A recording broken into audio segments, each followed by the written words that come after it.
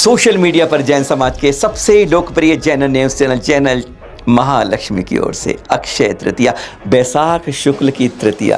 तिथि कौन सी होती है अक्षय तृतीया जानते हैं, पर तारीख कौन सी होती है बैसाख तृतीया 22 अप्रैल। आज आपके साथ सादर जैन करते हैं इस अक्षय तृतीया की बात। कुछ वह बात कुछ आपको मालूम है, कुछ उसमें जोड़ेंगे आज आपके पास। अक्षय जिससे दिन से राजकुमार श्रेयांश और उनके बड़े भाई राजा सोमप्रभ ने इक्षुरस का आहार हसनापुर में प्रथम तीर्थंकर महामुनिरा आदिनाथ के रूप में जब दिया, तो उस दिन से यह दिन अक्षय तृतीया कुछ खत्म नहीं होता। और उनके अब भंडार खत्म नहीं हुआ। और आज के दिन कुछ लोग क्या करते हैं, कुछ सोना खरीदते हैं, चांदी खरीदते हैं, बढ़ते हैं, कहते हैं अपना भंडार में वो चीज़ जो कभी अक्षय नहीं होती, इसलिए खत्म नहीं होती है, अक्षय अक्षय रहती है, वही बात करते हैं। पर इसका जुड़ाव तो मालूम ही आपको। इतना सब जानते हैं कि राजा श्रेयांश ने अपने स्वाद स्वप्न देखे और समझ गया था, जाति स्मरण से समझ गया नवदा भक्ति से आहार देना है। चैत्र कृष्ण नवमी को जानते हैं आप, उसी दिन तो हमारे प्रथम तीर्थंकर वन में चले थे, 4000 राजा साथ चले थे। चलो हम भी अब ये तप करने चल रहे हैं, हम भी चलते हैं। पंचमुष्टि केश लूट किया और पंचमुष्टि के बाद उन्होंने संकल्प ले लिया आदिनाथ महामुनि राज रूप में, तो मैं 6 महाकाव्य समुद्रा में ध्यान में रहूंगा अनवरत। 4000 मुनि भी जो बने थे वो भी लग गए, लेकिन 15 दिन 20 दिन 1 महीना 2 महीने सब आकुल व्याकुल हो गए। क्षुधा प्यास ने सबको हालत खराब कर दी। सब वन देवता कहने पर दिगंबर स्वरूप छोड़ के कोई पत्ते लपेट के कुछ लपेट के अलग अलग फटक गए। 6 माह बाद आदिनाथ महामुनिराज को प्यास नहीं थी, भूख नहीं थी, तड़पन नहीं थी, पर उन्हें आगे समाज को बताना था कि दिगंबर मुनिराज को अगर देना यार तो किस रूप से देना होगा, नवता भक्ति से देना होगा। हे स्वामी अत्रो अत्रो तिष्ठो कहकर आमंत्रित करना होगा, पाटे पर बैठाना होगा, सिंहासन में बैठाना पड़ेगा, पाटे पे देके उनके पाद प्रक्षालन करना होगा, गंधोदक मस्तक पर लगाना होगा, पूजा करनी होगी। और फिर उसके बाद नमोस्तु कहकर अपने आहार कक्ष में ले जाते हुए मन शुद्धि, वचन शुद्धि, काय शुद्धि के साथ आहार जल शुद्ध करके नवधा भक्ति करके पड़ गहाना होगा। बस जब वे जाते थे कोई अपनी लड़की को दे देता, कोई सामान दे देता, कोई अपना सब कुछ देता, कोई चढ़ो में देता, पर कोई भी नवधा भक्ति नहीं कर पाया। फिर हस्तिनापुर करते करते अयोध्या से हस्तिनापुर पहुंच गए। 7 महीने 8 दिन और लग गए, यानी 398 दिन। 6 माह नहीं, 398 दिन, एक साल ज़्यादा लग गए। वह दिन आज जो था वह 399वां दिन था, 400 में कम, जब राजकुमार श्रेयांश उनके बड़े हुए राजा सोमप्रभ ने इक्षुरस का हस्तिनापुर में आहार के रूप में इक्षुरस दिया। हे स्वामी ये लीजिएगा। पर उन्हें भी कैसे याद आया पता है ना, 7 भव पहले वह राजा श्रेयांश क्या थे।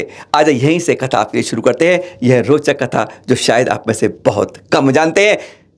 राजा श्रेयांश तो जानते हैं, पर उनके दिमाग में कैसे आया जो चक्रवर्ती के दिमाग में नहीं आया, उनके पुत्रों के दिमाग में नहीं आया, वो समझ गए। आज 7 वर्ष पहले की वही घटना याद करते हैं। इतिहास के कालचक्र को उल्टा घुमाते हैं। 7 वर्ष पहले पहुंच जाते हैं, तब राजकुमार श्रेयांश महिला के रूप में, रानी के रूप में थे, और वह आदिनाथ महामुनिराज उस समय वज्रसंग राजा के रूप में थे, और रानी श्रीमती राजकुमार श्रेयांश के रूप में थे। दोनों जा रहे होते हैं, जंगल से जा रहे होते हैं, वन से जा रहे होते हैं। कारण था वो बताने की चर्चा लंबी हो जाएगी, पर ये देख लीजिए। साथ में उनके 4 और खास थी जो प्राणों से प्यार थे वज्रसंग को। उनका मंत्री था, उनका पुरोहित पंडित था, सेनापति था, और उनका धन मित्र श्रेष्ठी भी था। बस चल रहे थे, चारों जा रहे थे कि रास्ते में देखते हैं 2 महाचारण अधिकारी मुनिराज आ रहे हैं सामने से। उनका दोनों का संकल्प था कि आहार लेंगे तो हम जंगल में लेंगे। सोच लिए कैसी कैसी विधि लेते थे पहले के, जंगल में जहाँ कोई आदमी नहीं होगा वहाँ का संकल्प लेके चलते थे मुनिराज। ऐसे कठोर संकल्प थे, और सामने उन्हें दिख गए थे कि 2 राजा और कुछ लोग सामने हैं। वो डेरे की तरफ के बढ़ते जा रहे थे। इधर वज्रसंग और श्रीमती देख रहे थे कि 2 मुनिराज हमारी ओर आ रहे हैं, दमधर और सागर सेन। चलिए आहार देने लगते हैं। इतनी लंबी तैयारी नहीं करते जैसे हम करते हैं यहाँ पर, ये बनाओ वो बनाओ, यानी हम आज भोजन को, आहार को इस तरह परोस देते हैं जैसे हम कोई 7 सप्त 32 व्यंजन परोस रहे हो। हम उनकी चर्या का ध्यान नहीं देते हैं, यह कितनी बल्कि गरिष्ठ भोजन तक देने लगते हैं। उनकी चर्या अनुसार, उनके जो तप में, त्याग में काम आए, ऐसे आहार देने। उन्होंने वही जंगल में आहार दिया, पड़गाया, नवता भक्ति से पड़गाया था। और बस उस समय दृश्य देखने वाला था। राजा वज्रसंग और रानी श्रीमती दोनों महामुनिराज को आहार दे रही थी, और उनके चारों जो खास प्राणों से प्यारे थे, मंत्री, सेनापति, पुरोहित और श्रेष्ठी मित्र, गट गट आंखों से देख रहे थे और देखते देखते आनंदित हो रहे थे। वही 4 नहीं देख रहे थे, अरे वहां तो 4 और पशु भी थे। दहाड़ता दहाड़ता सिंह अब टकटकी लगाकर वहीं बैठ गया था, लगातार जैसे 2 मुनिराजों को देख रहा था। नेवले ने भागदौड़ अब सांप के पीछे बंद कर दी थी, वह भी नेवला भी कट कट लगा के उनकी तरफ देख रहा था। उछल कूद करता बनता टहनियों पर से अब शांत होकर वह भी देख रहा था। और इधर उधर सूअर जो मुंह मार रहा था, वह शूकर भी अब शांत होके वहीं पर उनको देख रहा था। चारों पशु देख रहे थे, चारों ये मित्र देख रहे थे, उसके कार्य देख रहे थे, सब हैरान थे। आहार पूरा हुआ था और दोनों ने नतमस्तक होकर नमोस्तु किया दोनों साधु संतों को। और वज्र सिंह ने कहा, जरा हमारा इतिहास 4 पूर्व बता दिए। उन्होंने फट फट फट पिछले ललितांग देव और उसको भी बता दिया और सबको 4 बता दिए। यह सुनकर वह दोनों हैरान हो गए। और सुनकर उन्होंने कहा, मेरे ये 4 मित्र जो हैं ये मुझे प्राणों से भी प्यारे हैं। मेरा ये मंत्री मतिवर है, सेनापति अनंक है, दृष्टि मेरा साथ में है, धर्ममित्र है और पुरोहित है। इनका भविष्य क्या होगा जरा ये भी बता दें। दोनों मुस्कुराए और फिर सागर सैनी ने उनका भविष्य बताया। और जानते हैं आप, यह भविष्य कहते हैं, एक बार जो आपके घर में कोई जुड़ा है आपके साथ ना, वह आज इसलिए जुड़ा, पिछले आपके कुछ संबंधों से जुड़ा हुआ है, आपके कर्मों से जुड़ा हुआ है, इसलिए वह भी आज जुड़े हुए हैं, जो 7 भव तक उनके साथ जुड़े रहते हैं। आप विश्वास करेंगे इस बात के ऊपर? यही बात नहीं थी, उन्होंने फिर एक एक करके सबके बारे में बताना शुरू किया। उनका पूर्व जानने से पहले कुछ यह भी जान लीजिएगा, आज आहार देते हुए हम लोग घबराते हैं, कुछ तिपक जाते हैं, कुछ बहाना में समय नहीं है। इसके 2 कारण हैं। एक तो हम आहार को आहार के रूप में नहीं बनाते, बड़ी बड़ी अपनी सेखी अपनी मूछ दिखाने के चक्कर में आहार को हम गरिष्ठ बना देते हैं और कुछ लोग हट जाते हैं और कुछ कहते हैं हाथ कांपते हैं, कुछ कहते हैं अरे देख लीजिए वहाँ जो आहार दिया था तीर्थंकर बन जाते हैं उसी, और राजा श्रेयांश भी मोक्ष चले जाते हैं।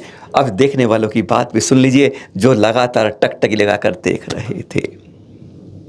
मतिवर मंत्री जो सबसे पहले था, सागर सेन ने महामुनि ने देखा और कहा, ये जो आपका मंत्री है ना मतिवर, 7 में भाग जाके आपका ज्येष्ठ पुत्र बनेगा, भरत चक्रवर्ती, जिसके नाम पर आज भारत देश का नाम है। वह भरत चक्रवर्ती उन्हीं के उस समय के मंत्री मतिवर थे।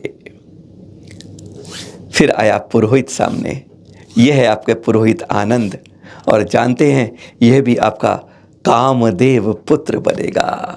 यह वही पुत्र बना बाहुबली, जिनकी आज कर्नाटक श्रवण बेलगोल में 57 फुट उतंग प्रतिमा बताती है कि 1 वर्ष कठोर तप लगातार करते रहे थे।